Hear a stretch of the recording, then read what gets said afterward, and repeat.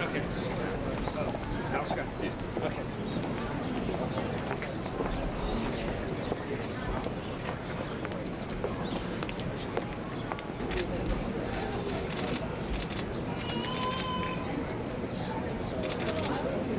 So we were here that Sunday, 100 people, just having the environmental science.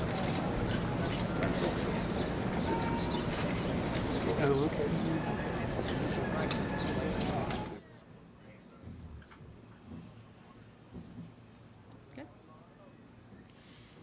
Good afternoon, everyone. My name is Jennifer Storm. I'm the victim advocate of the Commonwealth of Pennsylvania. I want to thank you for coming today to this very sacred place in Philadelphia on what is an extraordinary day for crime victims in Pennsylvania. I would like to recognize the amazing men and women who are standing with us from the Pennsylvania State Police and the Philadelphia Police Department, as well as the FOP Lodge 5. We have District Attorney Ed Marsico from Dauphin County, Rissa Furman from Montgomery County, Rich Long and Greg Rowe from the Pennsylvania District Attorneys Association. We also have representation from the York County District Attorney's Office. We have several victim advocacy organizations represented, including Rose's Journey, the Victim Services Division of the Archdiocese, the Philadelphia Victim Services Program, and the Philadelphia Coalition for Victims Advocacy. Every 743 minutes, someone is killed in Pennsylvania, leaving in its violent wake thousands of heartbroken and grieving family members and loved ones. Every 11 minutes, there's a violent crime committed in Pennsylvania, leaving thousands traumatized and seeking assistance. I have the distinct honor of representing over 30,000 of those crime victims who seek assistance from the Office of the Victim Advocate. In Pennsylvania, we have a Crime Victims Act that affords victims rights: the right to be heard, the right to be informed, the right to attend criminal proceedings, the right to be compensated for loss. And when a victim calls in seeking assistance, it's the Crime Victims Act that I look to for that assistance. So when I got a call from a victim a few months ago whose offender from jail was giving interviews to a scumbag wannabe journalist who was then placing this information on the offender's behalf onto a blog and producing YouTube videos intent on harming the victim, including personal details of that victim's life, including their name, their email, their home address, their phone number, there was nowhere in the Crime Victims Act for me to turn to for help. I had to say to this victim, "I'm so sorry, but there's nothing that I can do.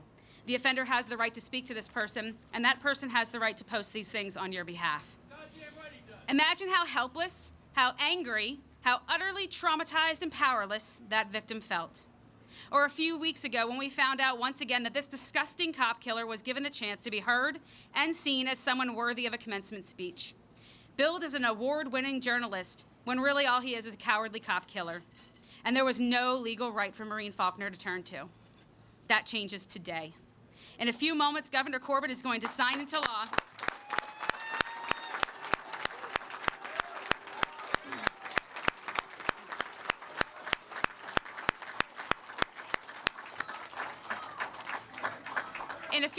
Governor Corbett is going to sign into law an amendment to the Crime Victims Act, giving the right for crime victims to seek injunctive relief against an offender whose conduct is harming them. This is groundbreaking legislation that currently does not exist in any other state. We're not limiting one's free speech. That is not what this bill is about. We are seeking to hold offenders accountable for the crime they committed by not allowing them to further the trauma upon the person they initially harmed. We are seeking to give victims a voice, a tool, and a right to fight sick, senseless acts of crime.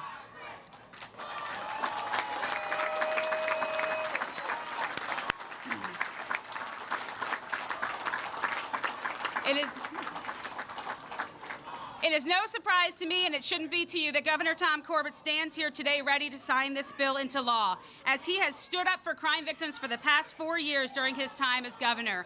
He has signed some of the most comprehensive changes in our Commonwealth when it comes to crime victims' rights. He is a champion in this arena, and I am proud to be introducing you to him today.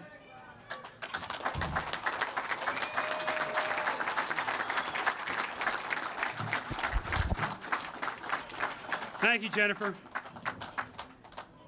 A December night 32 years ago, we all know that a Philadelphia police officer, Danny Faulkner, was knocked to the sidewalk by a gunshot in the back. His assailant then stood over him and fired into him as he lay on the pavement. Since that night, Maureen Faulkner, Danny's wife, has been taunted by the obscene celebrity that her husband's killer has orchestrated from behind bars. With books, radio commentaries, and most recently a commencement speech, this unrepentant cop killer has tested the limits of decency. While gullible activists and celebrities have continued to feed this killer's ego at the expense of his victims. The law that I'm going to sign today is not about any one single criminal, although it has been inspired by the excesses and the hypocrisy of one particular killer. Over the years, we have heard much about the constitutional rights of prison inmates, when the focus should be on victims. One constitutional right that has been overlooked for way too long, is a victim's right to seek redress in civil court. This bill is meant to clarify, to strengthen, and to empower the victims. It makes clear that the victims, too, have rights. It makes those rights, such as seeking a civil injunction to halt the taunting, stronger by putting them into legal process. And it empowers victims to step up and say, no more, to those who would victimize them once again by word and deed. Constitutional law has always been a balancing act, seeking a fair balance between competing rights. For too long, the imbalance has been evident in the tears and frustration of victims who have been made to relieve the moment of horror visited upon them by criminals. If anyone's rights should come in a case like this, it is the rights of the victims. That's what this law is about, making sure that in the years going forward, those who have suffered at the hands of a criminal will have access to our legal system when the taunting becomes too much. I appreciate the hard work and bipartisan spirit that has shaped this bill, especially the leadership of Representative Mike Vereb, a former police officer himself. I also want to thank our victim advocate, something that did not even exist back in 1981, Jennifer Storm, for her effort and dedication to the efforts of victims. You can give her a round of applause.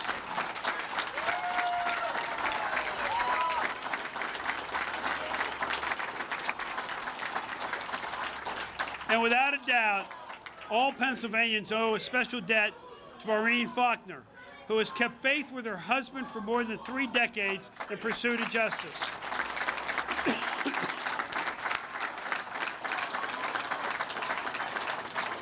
And in helping those who have suffered because of criminals to make the important journey from victim to survivor. Thank you.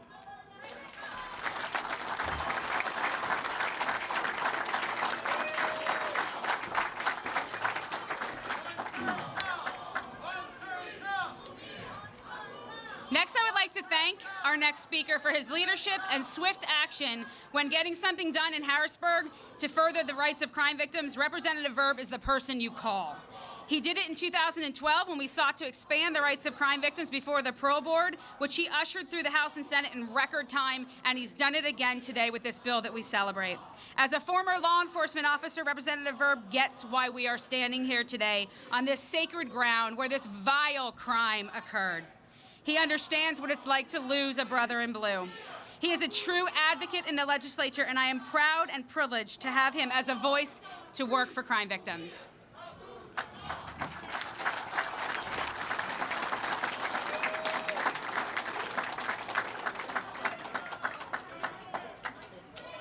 Obviously, the Goddard College is closed today.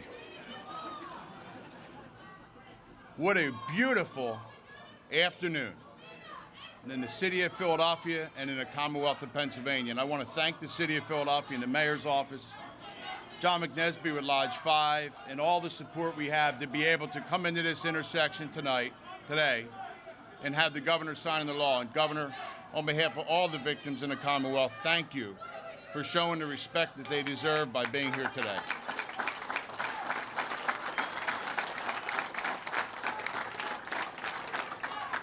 I am both honored and saddened to be here today. I'm honored because this means the proposal I introduced will be signed into law and victims will have a new way to protect themselves. I'm saddened because this is the spot where one of Philadelphia's finest, Officer Daniel Faulkner, lost his life in the line of duty. Several weeks ago, when I learned that Officer Faulkner's killer would be delivering a college commencement address from behind bars, my thoughts immediately turned to Maureen Faulkner. Maureen is Daniel Faulkner's widow and has been forced to live for more than 30 years without her husband. I ask you for just 1 minute to put yourself in Maureen's shoes. Imagine a person you love most in this world has been taken from you. Imagine he or she was gunned down in cold blood by a heartless, ruthless murderer. Now imagine a small cult of followers has sprung up around your loved one's killer. As you mourn, they idolize the man who ended your loved one's life. As you work to keep alive the legacy of your loved one, the murderer becomes a low-class celebrity. You might think of the murderer as a Paris Hilton in a prison jumpsuit, gaining media attention without really accomplishing anything worth notice. Unfortunately, the murderer goes out of his way to draw attention to himself. And every time he does, the emotional scab you had formed is torn off. And you have to begin the healing process all over again. For too long, Pennsylvania has sat by and watched as victims like Maureen Faulkner were victimized over and over again by low-life criminals. For too long, the focus has been on the wants of the villain instead of the rights for our victims. That stops today.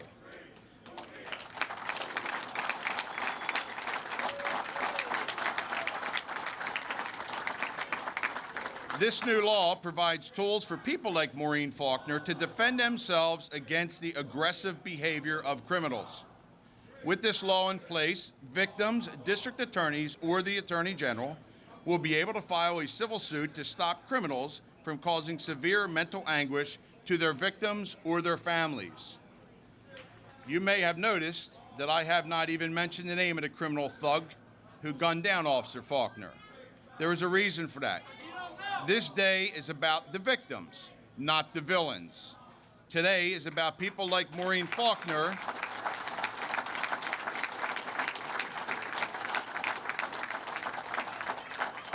Today is about the people like Maureen Faulkner, not the murderer who killed her husband. When a crime is committed, there are at least two people involved, a victim and a villain. I choose to stand up for the victims. The people here with us choose to stand up for the victims. And our governor stands up for the victims. And now Pennsylvania law will do more to stand up for victims.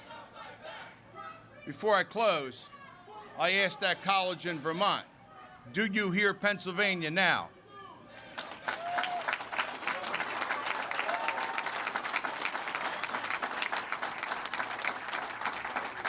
I again like to thank everyone who helped us get this bill enacted into law. My partner in the Senate, Senator Rafferty, the Senate Majority Leader Dominic Pileggi, absolute warriors to get this done in warp speed before we ended session. You'll hear from the Senator in a minute, but certainly for Senator Pileggi, I thank you. And I'd like to reassure Maureen Faulkner that Pennsylvania supports you now and will continue to support you in the future. Thank you.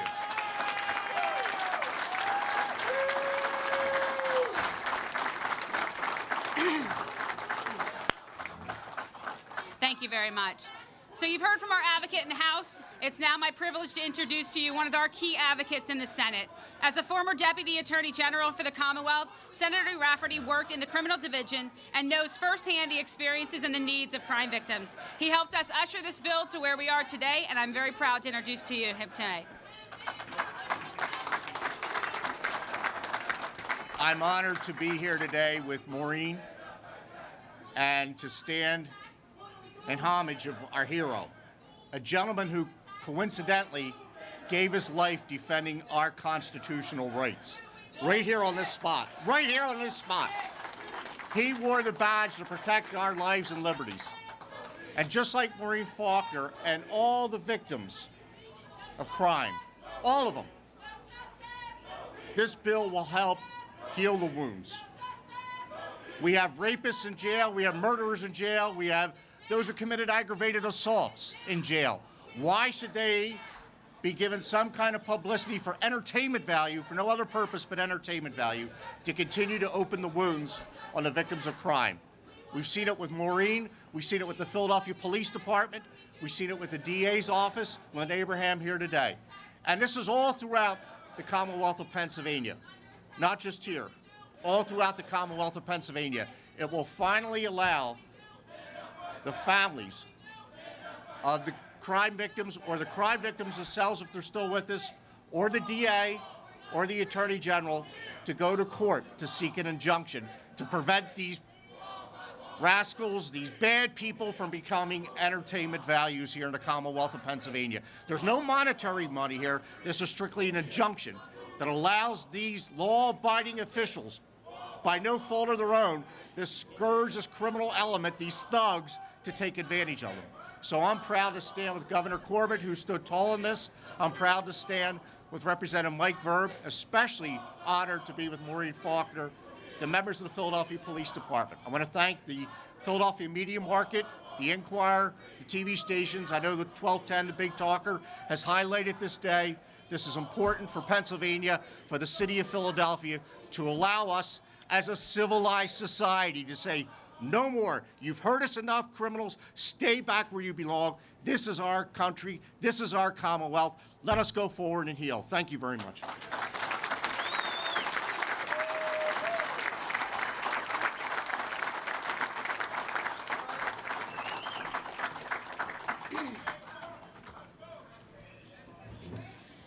Maureen Faulkner is a warrior among us. She truly embodies courage, strength, resiliency, perseverance.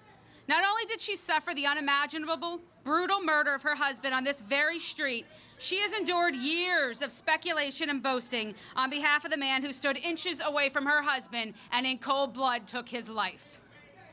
She has not faltered in her commitment to ensure her husband's voice is heard. Every time the killer speaks, Maureen speaks louder, she speaks prouder.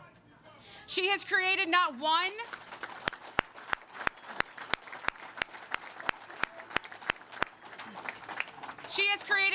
but two nonprofit organizations to honor the memory of her husband. Justice for Police Officer Daniel Faulkner is a 501c3 nonprofit organization to honor her husband's memory and to combat the propaganda of those seeking to free the man who murdered him. To place a silver lining around Danny's death, she also created Daniel Faulkner Education Grant, a nonprofit that provides educational assistance for the children whose parents are victims of violent crimes and tragedies in Delaware County. We are so honored to have Maureen here with us to speak today. Please help me in welcoming Maureen Faulkner.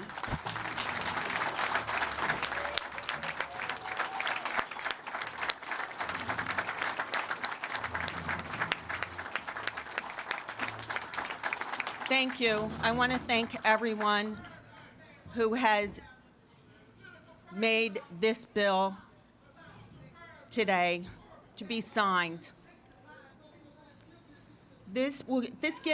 Thank you, Philadelphia. I want to thank John. I want to thank everyone here. Governor, thank all of you. Mike, thank you. This gives the survivors what they need, the strength to stand up and speak out when murderers take their lives. We need this so desperately. The murderer who murdered my husband so many years ago needs to be silenced.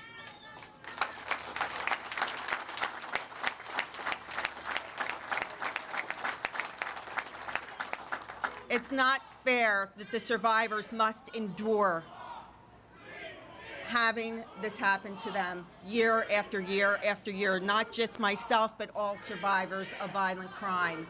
And because of this bill that has been passed, this will be one step to keep people like the murderer, Mumia Abdul-Jamal, silent. He took my husband's voice many years ago when he put a bullet between his eyes.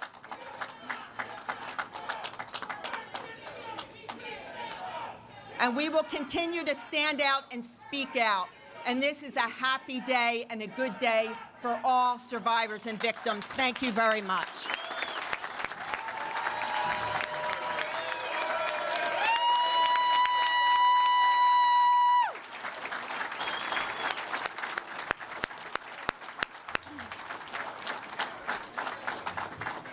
So I think without further ado, I would ask Governor Corbett to sign that bill.